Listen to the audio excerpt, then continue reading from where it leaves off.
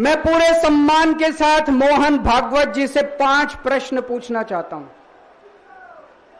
और आपका समर्थन चाहता हूं। अगर मैं कोई गलत प्रश्न पूछूं तो बता देना, और सही प्रश्न पूछूं तो मैं आपसे हाथ खड़ा करवा के पूछूंगा। मेरा पहला प्रश्न है मोहन भागवत जी से। जिस तरह मोदी जी देश भर में लालच देके या ईडी और सीबीआई की धमकी देके, डरा के दूसरी पार्टी के नेताओं को तोड़ रहे हैं, पार्टियां तोड़ रहे हैं, सरकारें गिरा रहे हैं, क्या यह देश के लिए सही है? मैं मोहन भागवत जी से पूछना चाहता हूं, क्या आप नहीं मानते कि यह भारतीय जनतंत्र के लिए हानिकारक है? पूछना चाहिए कि नहीं पूछना चाहिए मोहन भागवत जी से? मेरा दूसरा प्रश्न है उनसे। देश भर में सबसे भ्रष्टाचारी नेताओं को मोदी जी ने अपनी पार्टी में शामिल करवा लिया। जिन नेताओं को कुछ दिन पहले मोदी जी ने खुद सबसे भ्रष्टाचारी बोला, जिन नेताओं को अमित शाह जी ने खुद भ्रष्टाचारी बोला, कुछ दिन के बाद उनको बीजेपी में शामिल करा लिया। मैं मोहन भागवत जी से पूछना चाहता हूं, क्या इस प्रकार की राजनीति से आप सहमत हो? क्या आपने कभी ऐसी बीजेपी की कल्पना की थी? पूछना चाहिए कि नहीं पूछना चाहिए मोहन भागवत जी से? मेरा तीसरा प्रश्न है मोहन भागवत जी से।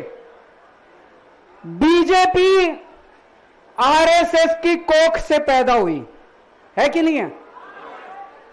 कहा जाता है यह देखना आरएसएस की जिम्मेदारी है कि बीजेपी पथभ्रष्ट ना हो।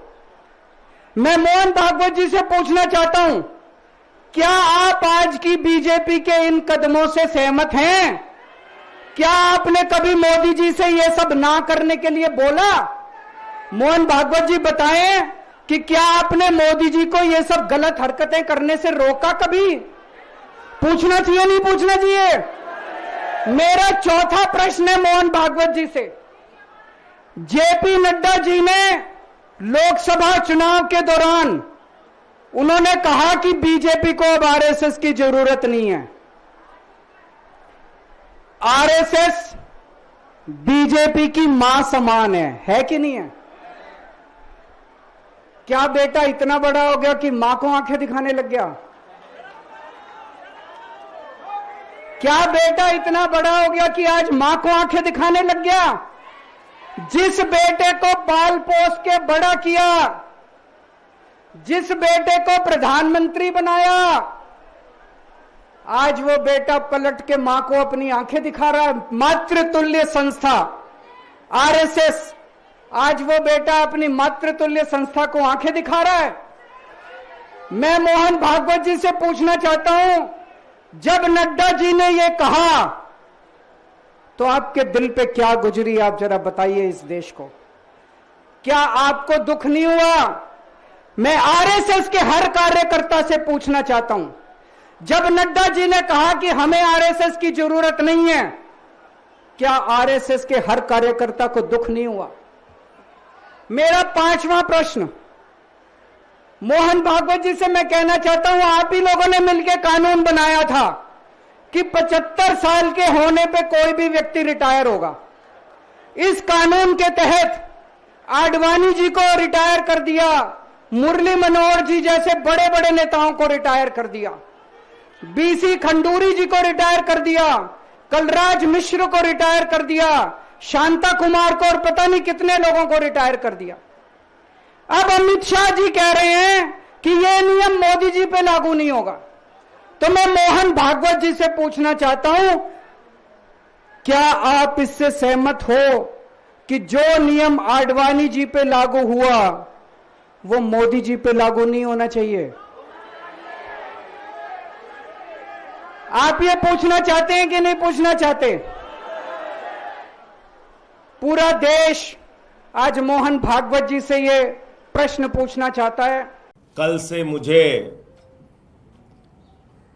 एके हंगल का शोले फिल्म वाला डायलॉग याद आ रहा है कि ये सन्नाटा क्यों पसरा है भाई।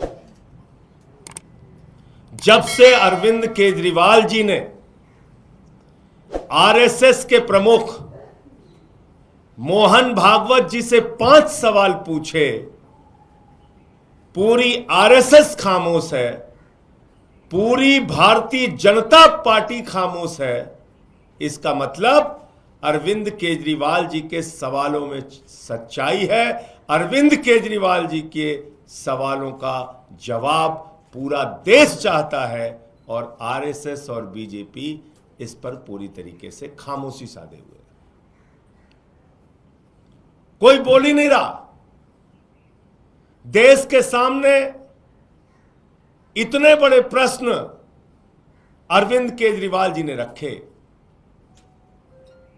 अपने आप को देशभक्त और राष्ट्रवादी कहने वाली संस्था आरएसएस, उसके प्रमुख मोहन भागवत जी से 5 सवाल उन्होंने पूछे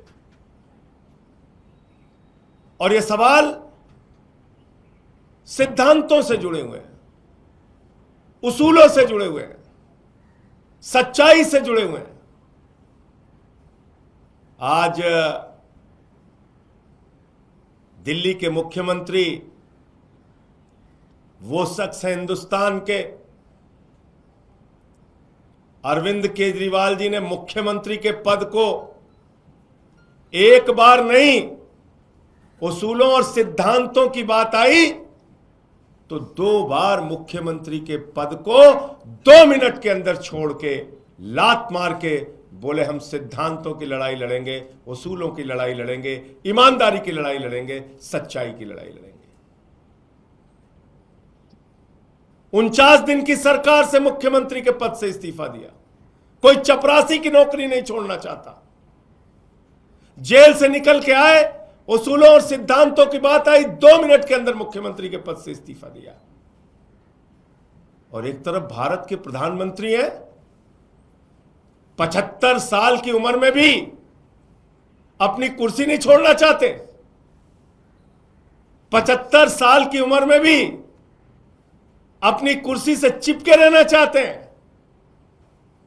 तो ये बात तो पूरे देश के सामने खुली किताब की तरह है कि एक तरफ केजरीवाल जैसे ईमानदार और सच्चे नेता हैं जो मुख्यमंत्री की कुर्सी 1 नहीं 2 बार 2 मिनट के अंदर छोड़ के निकल देते हैं और ईमानदारी और सच्चाई, उसूलों और सिद्धांतों की लड़ाई लड़ते हैं। दूसरी तरफ भारत के प्रधानमंत्री हैं जो 75 साल की उम्र में भी अपने पद से चिपके रहना चाहते हैं।